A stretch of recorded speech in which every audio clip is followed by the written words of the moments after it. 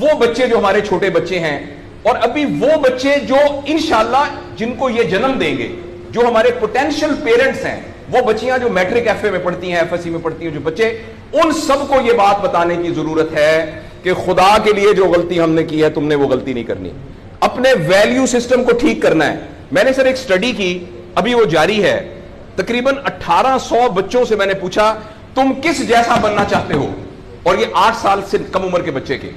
آپ یقین کریں بچوں نے جو کہا وہ یہ کہا میں میسی کی طرح بننا چاہتا ہوں جو فٹ بالر ہے, کسی نے کہا میں عاطف اسلم کی طرح بننا چاہتا ہوں, کسی نے انڈیا کے اداروں کا نام لیا, کسی نے نہیں کہا میں ابو بکر کی طرح بننا چاہتا ہوں, کسی نے نہیں کہا میں حضرت علی کی طرح بننا چاہتا ہوں, کسی نے نہیں کہا میں قائد اعظم کی طرح بننا چاہتا ہوں, کسی نے نہیں کہا میں عبدالستار ریدی کی طرح بننا چاہتا ہوں.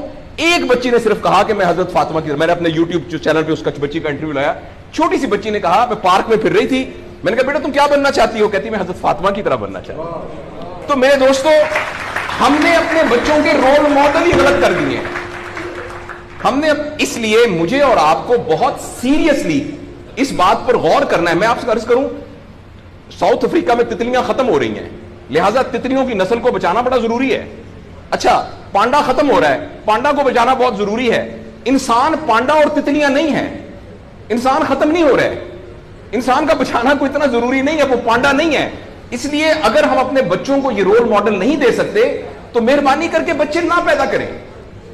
لیکن اگر ہم نے اپنی اولاد پیدا کرنی ہے تو وہ اولاد وہ پیدا کرنی پڑے گی اور اس کی وہ تربیت کرنی پڑے گی جن کا رول ماڈل وہ ہو جو حضرت عمر تھے, جو حضرت ابو بکر تھے, جو حضرت علی تھے, جو فاطمہ تھی, جو زینب تھی, جو خدیجہ تھی رضوان رضی اللہ عنہا.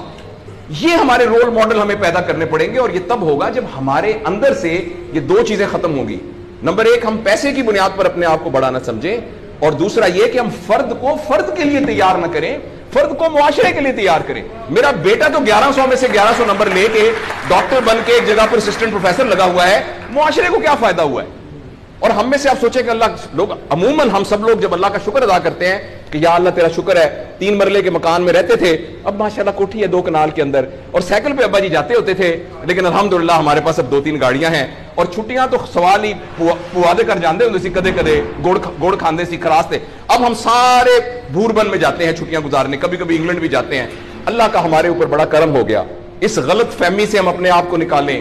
اللہ کا کرم یہ ہے کہ میری وجہ سے, جیسے انہوں نے ویڈیو دکھائی ہے کہ ہمارے یہاں کوئی بلڈ کا کچھ نہیں ہوتا تھا, شکر ہے میری وجہ سے یہ بلڈ والا کام شروع ہو گیا. میں ڈاکٹر ہوں, یہ والی سروس یہاں موجود نہیں تھی, اللہ کا شکر ہے کہ یہ والی سروس اب یہاں موجود ہو گئی ہے.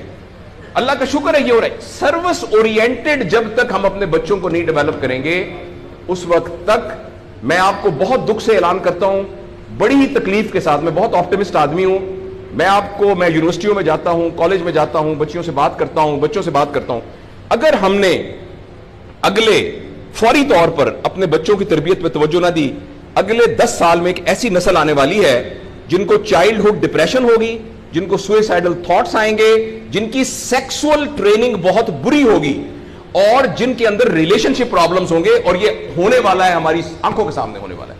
اگر آپ کے ہاتھ میں ایک موبائل ہے, آپ ابھی اپنا موبائل کھول کے فیس بک کھولے, جو پہلی 1.5 منٹ کی ویڈیو آئے گی اس میں ایک نیم برہنہ عورت ناچ رہی ہوگی. اگر آپ کے 8 سال کے بچے کو آپ نے موبائل دیا ہوا ہے, میں آپ کو یقین دلاتا ہوں اس نے ننگی عورتوں کو ناچتا ہوا دیکھ لیا ہے, اور وہ سارے ایکٹ جن کو منہ سے بیان کرتے ہوئے ہمیں شرم آتی ہے, وہ آپ کے 8 سال کا بیٹا اور 8 سال کی بیٹی دیکھ چکی ہے.